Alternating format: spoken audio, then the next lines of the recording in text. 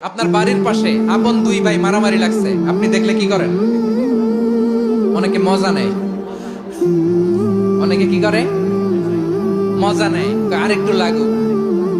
আবার বলে হাত থাকতে মুখে কি বলে, কপাল পোড়া, কপাল পোড়া। আফসোস তাদের জন্য, কপাল পোড়া।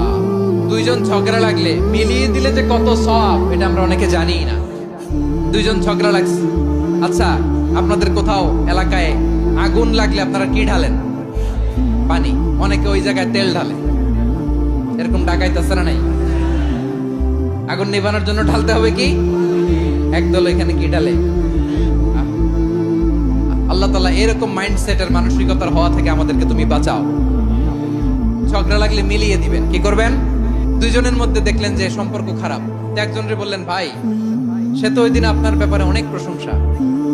কি আমার ব্যাপারে প্রশংসা? তার সাথে তো আমার মারাত্মক সম্পর্ক। কি বললো? এই বললো আপনি নাকি এই করছেন ওই করছেন, অনেক প্রশংসা।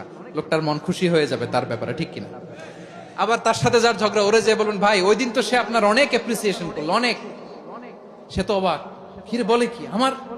এই যে দুইজনের ব্যাপারে দুইজনের একটু ভালো ভালো কথা বলে দিচ্ছেন, একদিন দেখবেন রাস্তা দিয়ে হাঁটার সময় একে অপরকে সালাম দিয়ে ফেলছে, সালাম দিয়ে বুকে জড়ায় ধরছে, আছে না নাই?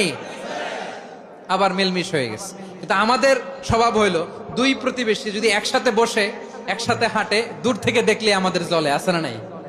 ঘটনা কি? এই দুইটার মধ্যে এত মিল কে? এই দুইটার মধ্যে গিরিঙ্গি লাগানো যায় কিভাবে? হ্যাঁ, এই বন্ধুত্ব ফ্রেন্ডশিপ নষ্ট করা যায় কিভাবে? এরকম মানসিকতা সবার না, আমাদের অনেকের মধ্যে আছে না নাই?